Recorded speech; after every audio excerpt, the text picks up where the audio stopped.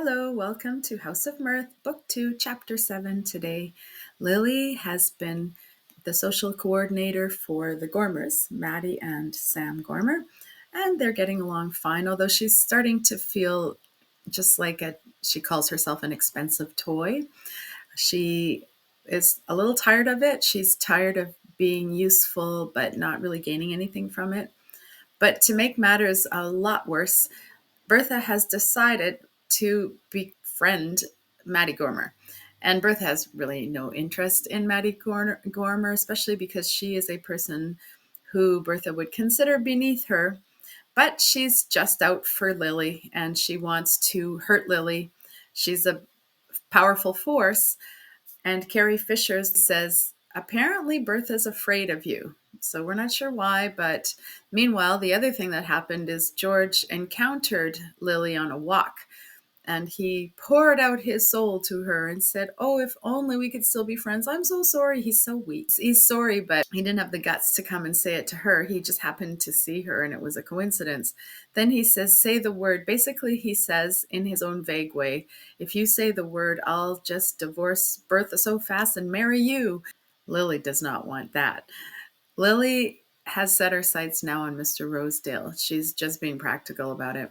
When invited to Carrie Fisher's, Rosedale, of course, is invited too, and a few others, and she happens to see Rosedale being kind to a child, which doesn't reduce him in her estimation. She doesn't put much stock in it, but she thought, it seems like he could be a kind person, as in a kind husband, but she won't allow herself to think very far on that, like the idea of being his wife. She just kind of concentrates on if it could bring her riches and finally a sense of peace. She's so anxious about her financial situation.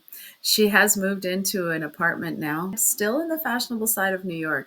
It's very expensive and she can only meet her bills from week to week, and it's not a very comfortable apartment. Well, let's find out what's happening in Chapter 7. The light projected on the situation by Mrs. Fisher had the cheerless distinction of a winter dawn. It outlined the facts with cold precision, unmodified by shade or color, and refracted, as it were, from the blank walls of the surrounding limitations. She had opened windows from which no sky was ever visible. But the idealist, subdued to vulgar necessities, must employ vulgar minds to draw the inferences to which he cannot stoop. And it was easier for Lily to let Mrs. Fisher formulate her case than to put it plainly to herself. Once confronted with it, however, she went to the full length of its consequences, and these had never been more clearly present to her than when, the next afternoon, she set out for a walk with Rosedale. It was one of those still November days when the air is haunted with the light of summer, and something in the lines of the landscape and in the golden haze which bathed them recalled to Miss Bart the September afternoon when she had climbed the slopes of Bellamont with Seldon.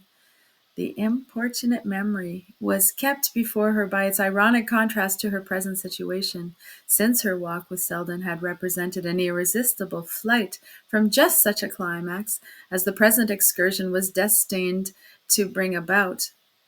But other memories importuned her also, the recollection of similar situations as skillfully led up to, but through some malice of fortune or her own unsteadiness of purpose, always failing of the intended result. Well, her purpose was steady enough now. She saw that the whole weary work of rehabilitation must begin again, and against far greater odds if Bertha Dorset could succeed in breaking up her friendship with the Gorners, and her longing for shelter and security was intensified by the passionate desire to triumph over Bertha, as only wealth and predominance could triumph over her. As the wife of Rosedale, the Rosedale she felt in her power to create, she would at least present an invulnerable front to her enemy. She had to draw upon this thought as upon some fiery stimulant to keep her up her part in the scene toward which Rosedale was too frankly tending. as she walked beside him, shrinking in every nerve from the way in which his look and tone made free of her, yet telling herself that this momentary endurance of his mood was the price she must pay for her ultimate power over him. She tried to calculate the exact point at which concession must turn to resistance, and the price he would have to pay be made equally clear to him. But his dapper self confidence seemed impenetrable to such hints, and she made a sense of something hard and self contained behind the superficial warmth of his manner. They had been seated for some time in the seclusion of a rocky glen above the lake when she suddenly cut short the culmination of an impassioned period by turning upon him the grave loveliness of her gaze. "I do believe what you say, Mr. Rosedale," she said quietly, "and I am ready to marry you whenever you wish." Rosedale, reddening to the roots of his glossy hair, received this announcement with a recoil, which carried him to his feet, where he halted before her in an attitude of most comic discomfiture. "For I suppose that is what you do wish," she continued, in the same quiet tone. "And though I was unable to consent when you spoke to me of this before, I am ready, now that I know you so much better, to trust my happiness to your hands." She spoke with the noble directness which she could command on such occasions, and which was like a large steady light thrown across the tortuous darkness of the situation.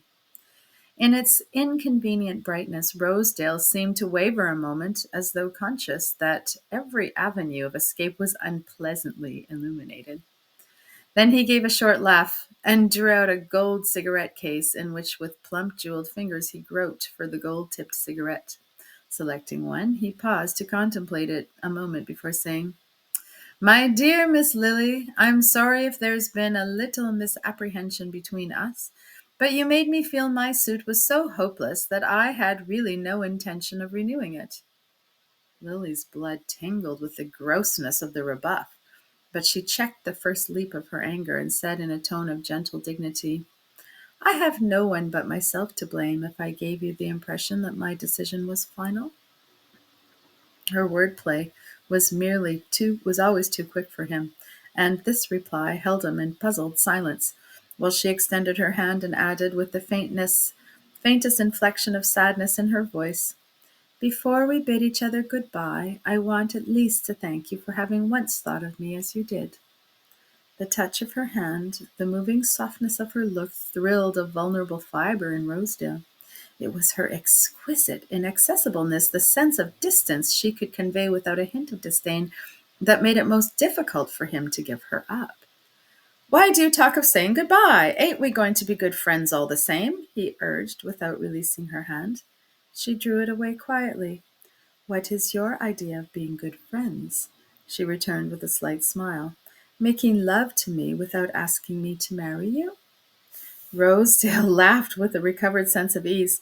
"Well, that's about the size of it, I suppose. I can't help making love to you. I don't see how any man could, but I don't mean to ask you to marry me as long as I can keep out of it." She continued to smile. "I like your frankness, but I am afraid our friendship can hardly continue on those terms." She turned away, as though to mark that its final term had in fact been reached, and he followed her for a few steps, with a baffled sense of her having, after all, kept the game in her own hands. "Miss Lily," he began impulsively, but she walked on without seeming to hear him. He overtook her in a few quick strides, and laid an entreating hand on her arm. "Miss Lily, don't hurry away like that. You're beastly hard on a fellow, but if you don't mind speaking the truth, I don't see why you shouldn't allow me to do the same." She had paused a moment with raised brows, drawing away indistinctly from his touch, though she made no effort to evade his words. "I was under the impression," she rejoined, "that you had done so without waiting for my permission." "Well, we shouldn't you hear my reasons for doing it then? We're neither of us such new hands at a little plain speaking, and it's not going to hurt us. I'm all broken up on you. There's nothing new in that. I'm more in love with you than I was last time this year. But I've got to face the fact that the situation is changed." She continued to confront him with the same air of ironic composure. "You mean to say that I'm not as desirable a match as you thought me?" Yes, that's what I do mean, he answered resolutely. I won't go into what's happened. I don't believe the stories about you. I don't want to believe them. But they're there, and my not believing them ain't going to alter the situation. She flushed to her temples, but the extremity of her need checked the retort on her lip, and she continued to face him composedly. If they are not true, she said, doesn't that alter the situation? He met this with a steady gaze of his small, stock-taking eyes, which made her feel no more than some superfine human merchandise. I believe it does in novels, but I'm certain it don't in real life. You know that as well as I do, if we're speaking the truth. Let's speak the whole truth. Last year I was wild to marry you, and you wouldn't look at me. This year, well, you appear to be willing. Now, what has changed in the interval? Your situation, that's all. Then you thought you could do better. Now, you think you can? Broke from her ironically. Why, yes, I do, in one way, that is. He stood before her, his hands in his pockets, his chest sturdily expanded under its vivid waistcoat. It's this way, you see. I've had a pretty steady grind of it these last years, working up my social position. Think it's funny I should say that? Why should I mind saying that I want to get into society? A man ain't ashamed to say that he wants to own a racing stable or a picture gallery. Well, a taste for society is just another kind of a hobby. Perhaps I want to get even with some of those people who cold shouldered me last year. Put it that way, if it sounds better. Anyhow, I want to have the run of the best houses, and I'm getting it too, little by little. But I know the quickest way to queer yourself with the right people is to be seen with the wrong ones, and that's the reason I want to avoid mistakes. Miss Bart continued to stand before him in silence that might have expressed either mockery or half reluctant respect for his candor, and after a moment's pause, he went on, there it is, you see. I'm more in love with you than ever.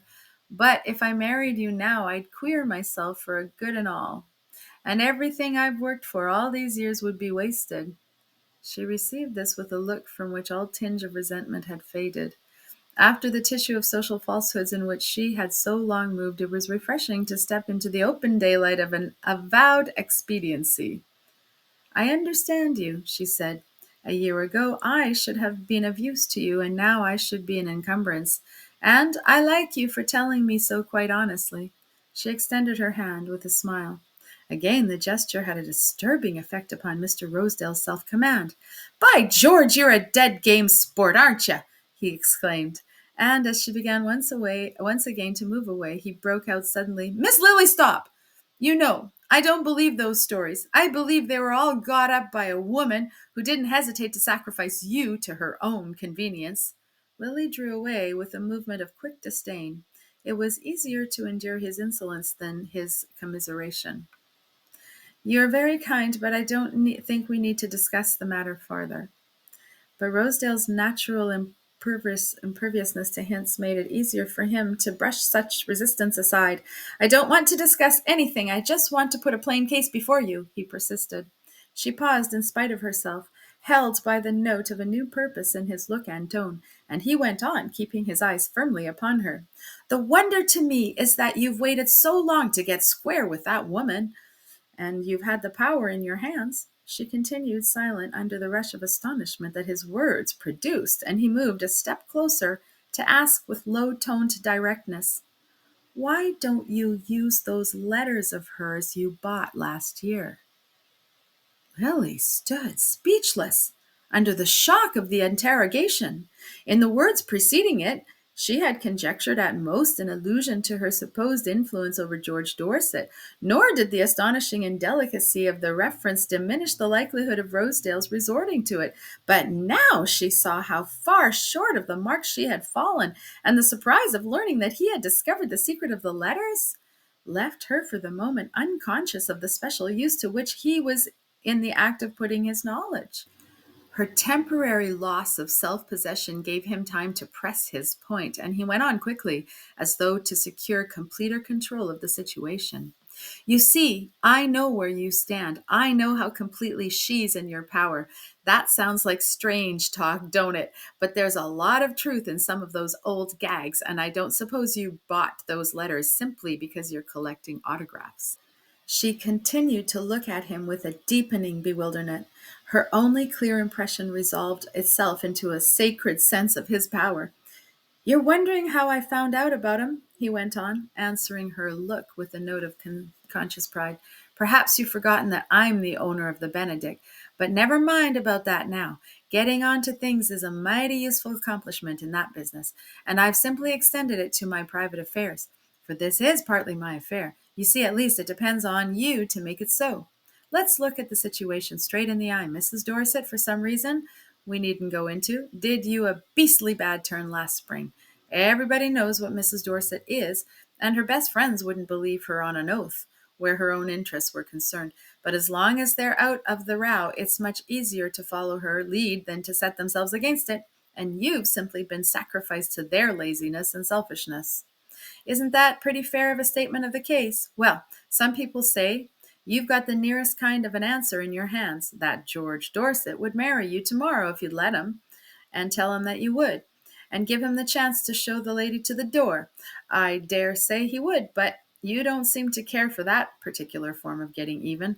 And taking a purely business view on the question, I think you're right. In a deal like that, nobody comes out with perfectly clean hands, and the only way for you to start fresh is to get Bertha Dorset to back you up instead of fighting her. He paused long enough to draw breath, but not to give her time for the expression of her gathering resistance.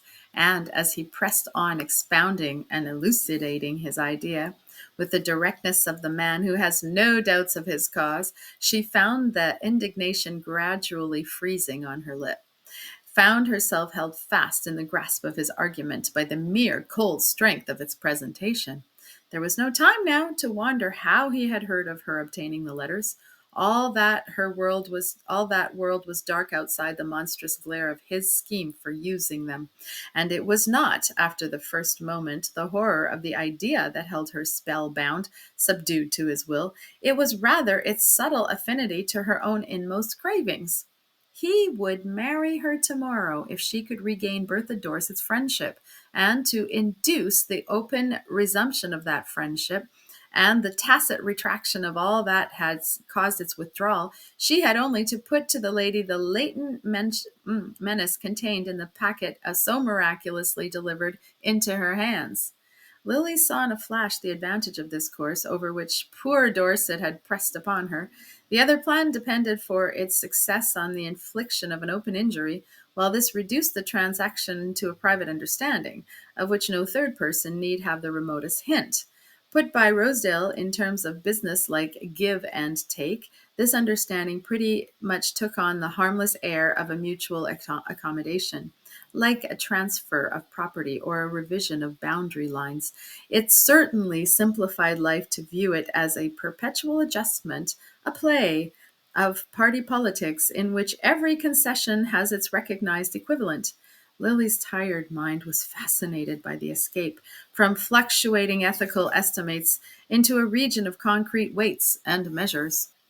Rosedale, as she listened, seemed to read in her silence not only a gradual acquiescence to his plan, but a dangerously far-reaching perception of the chances it offered. For as she continued to stand before him without speaking, he broke out with a quick turn upon himself. "You see how simple it is, don't you? Well, don't be carried away by the idea that it's too simple. It isn't exactly as if you'd started with the clean bill of health. Now we're talking. Let's call things by their right names and clear the whole business up. You know well enough that Bertha Dorset couldn't have touched you if there hadn't been, well, questions asked before, little points of interrogation, eh?